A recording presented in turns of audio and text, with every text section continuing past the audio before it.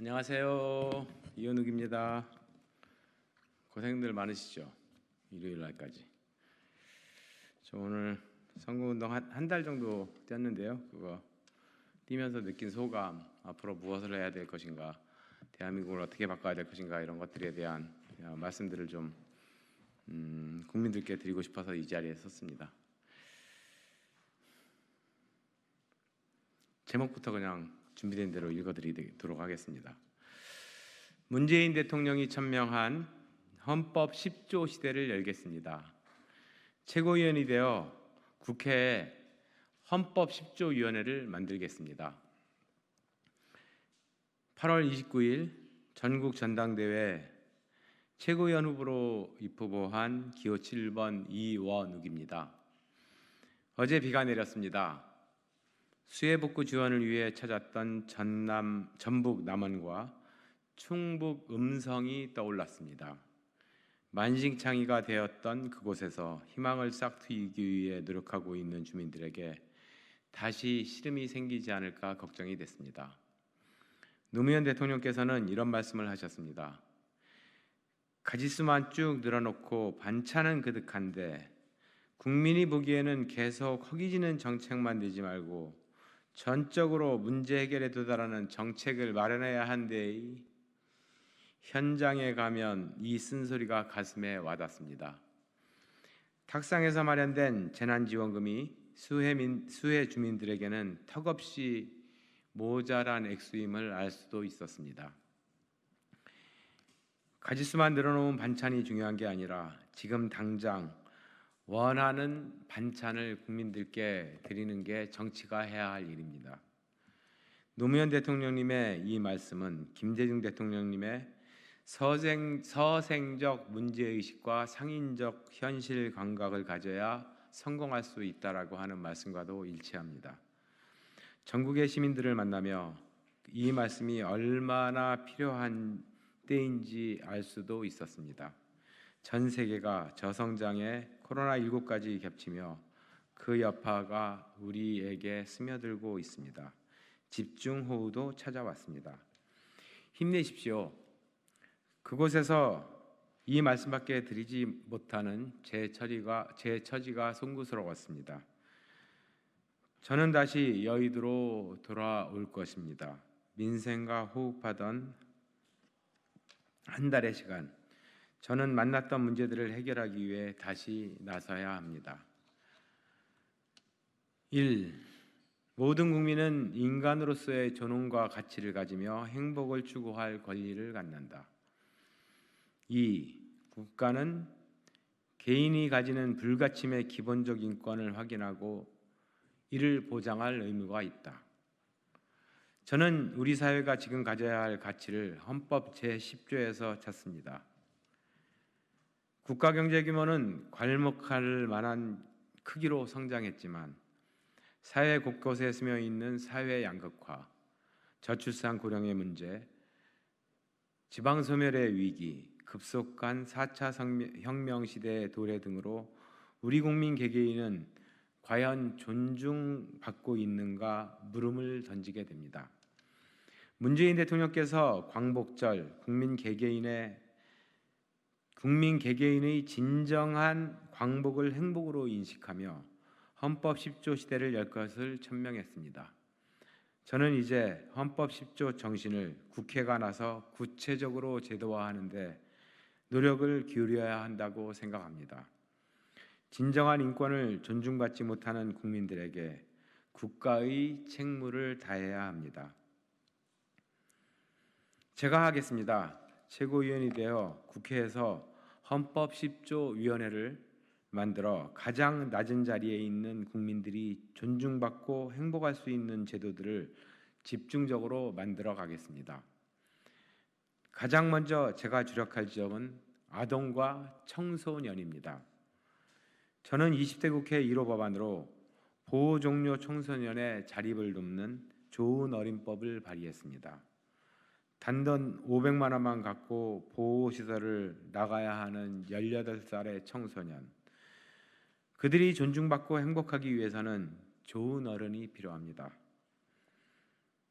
코로나 시대 학교에 가지 못하고 집에서 혼자 머물며 온라인으로 수업을 하는 아이들이 늘고 있습니다.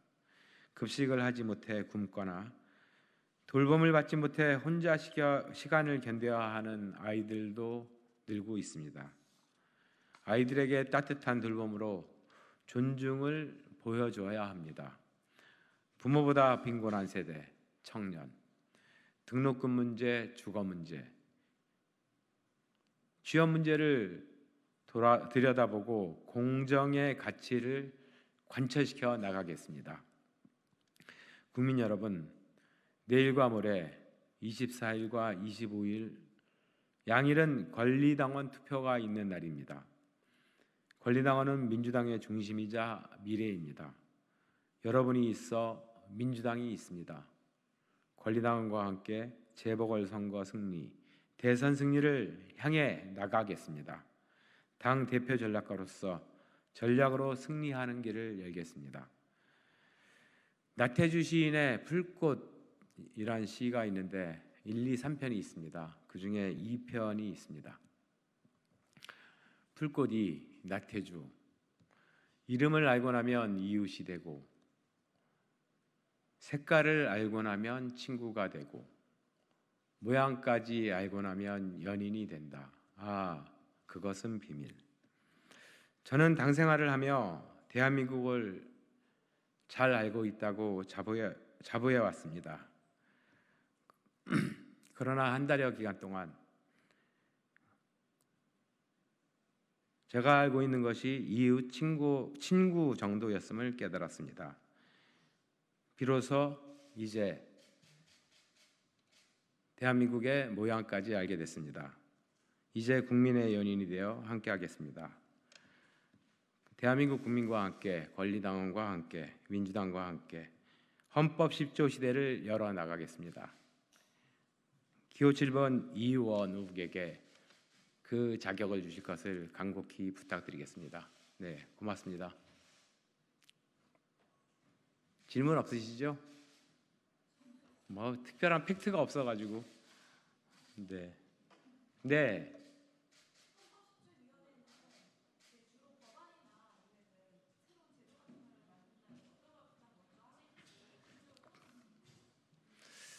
최종적으로는 입법으로 마무리되어야 할 문제이겠습니다만 그것을 위한 공유의 과정, 토론의 과정이 먼저 필요하지 않을까 생각이 됩니다. 대한민국이 각각의 대한민국 정부에도 각각의 위원회가 있어서 저출산 고령화 위원회 등등 여러 가지 파편화된 위원회가 있지만 그것들을 전체 통할하고 함께 고민하는 위원회는 없어 보입니다. 그것을 헌법 10조 위원회라고 하는 것으로 묶어서 국회가 진정으로 이제 대한민국의 인권의 문제, 대한민국이 앞으로 나아갈 문제를 고민해야 될 때가 아닌가 생각해서 착안하게 됐습니다. 없으시죠? 예. 두 가지요?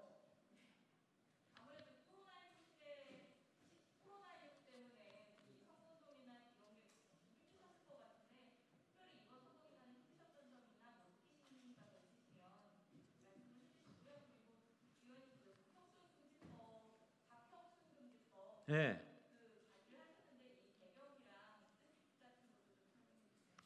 네.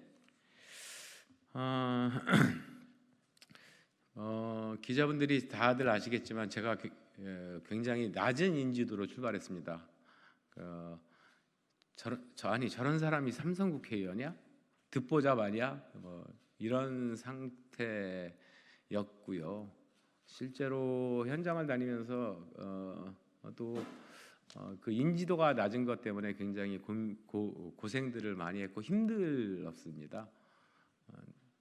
특히 의원님이나 아니면 우리 기자들 그리고 의원님들이 직접 좀 그나마 영향력을 미칠 수 있는 전국대의원 이런 데는 조금 그나마 안심이 되는 됐었지만 권리당원까지는 실제로 의원이나 위원장의 영향력이 미칠 수가 없는 영역이거든요. 그거는 거의 일반 국민이 가지는 인식과 비슷하다라고 느껴졌고요.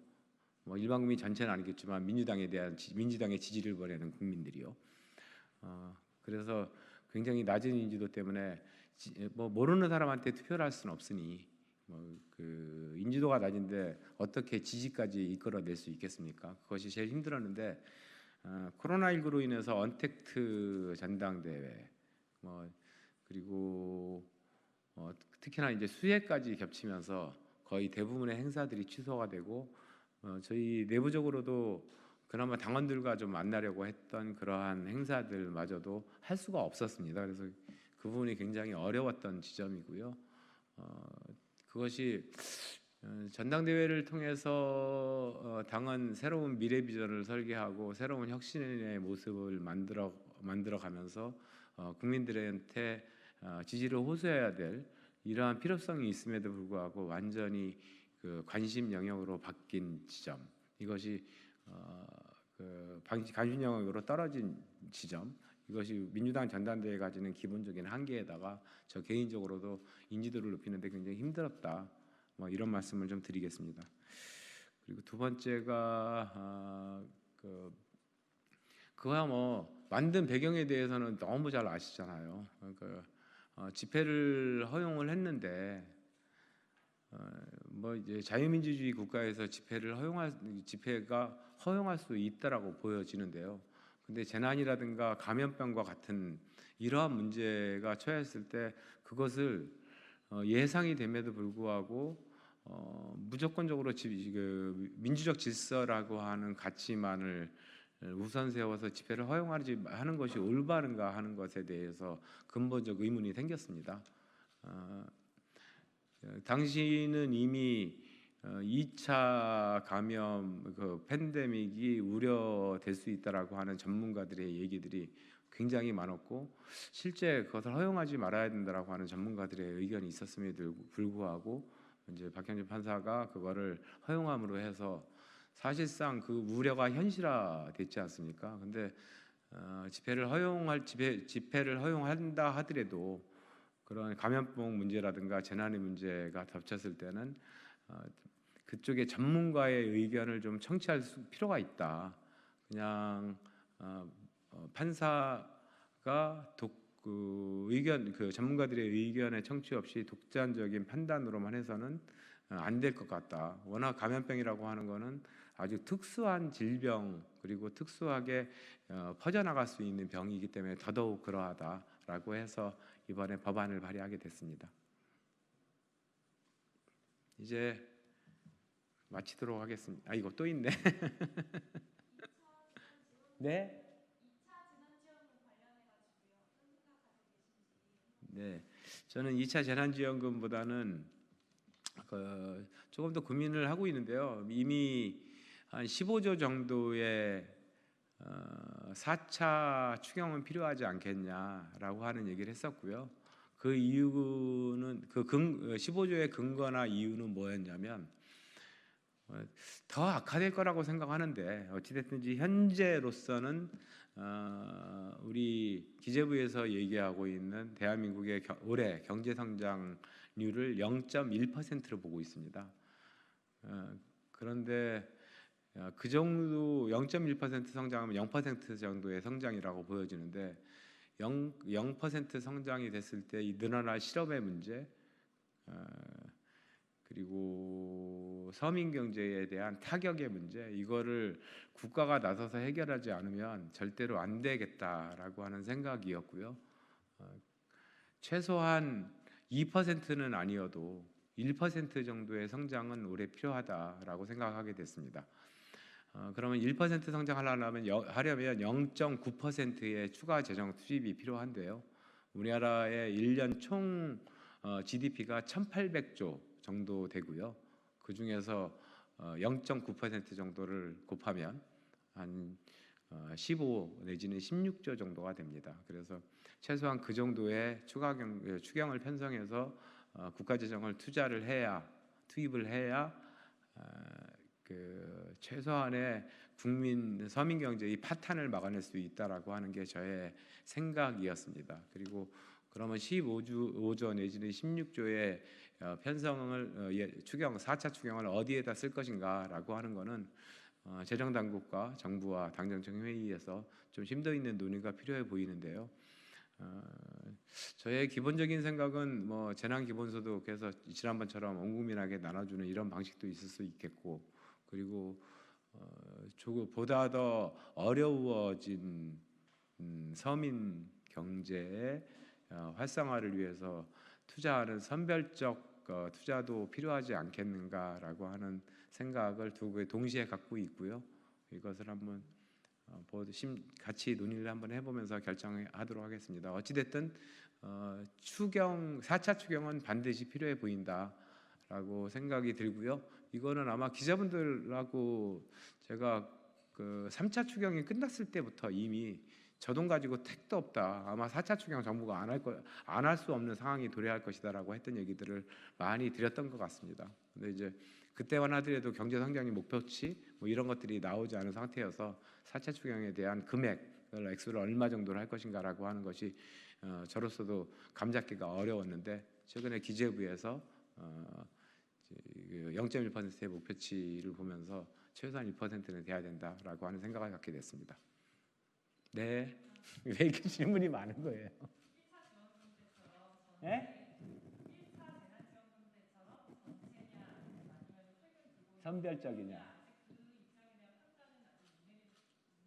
좀 더 고민해 보겠다. 네.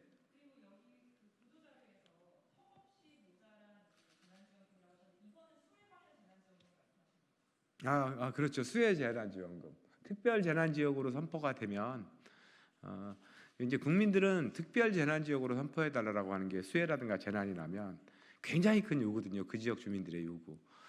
그래서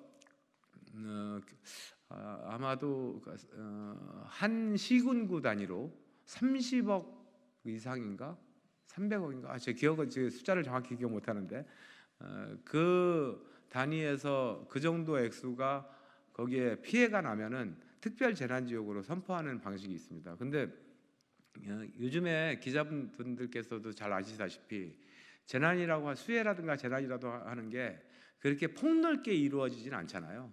그냥 아예 집중호우해 가지고 어떤 그 면 단위에서도 굉장히 조그만 단위 자연 불황 몇 개만 막 전파하고 이런 경우가 있거든요. 그런데 거기에서 아까 이제 예를 들어 30억이라고 보자고요.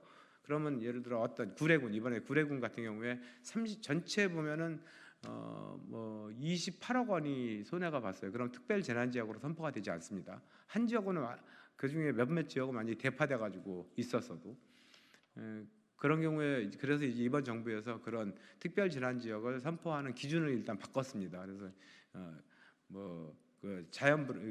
리 단위 읍면동 단위로 기준을 설정할 수 있도록 바꿨는데 그래서 특별 재난 지역을 선포하기가 보다 더 이제 수월해지긴 했습니다. 그거는 집중호우 등등의 영향을 고려한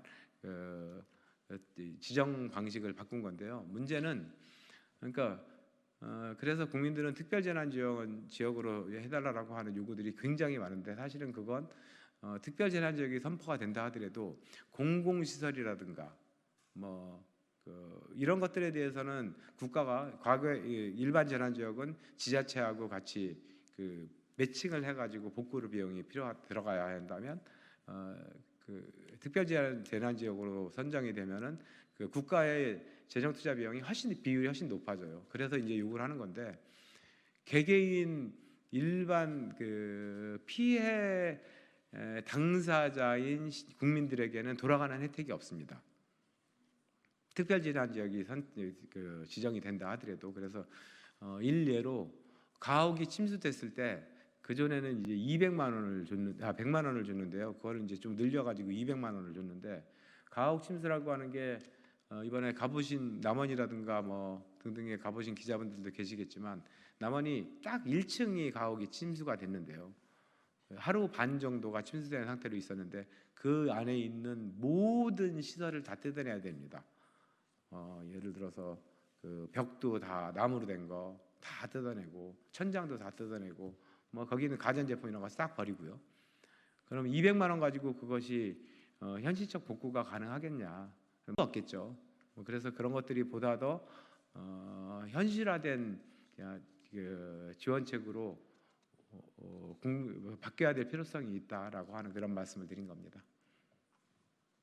됐죠? 손 아프세요? 손 더 질문하시면. 네, 고맙습니다. 이거 내 거 아닌데?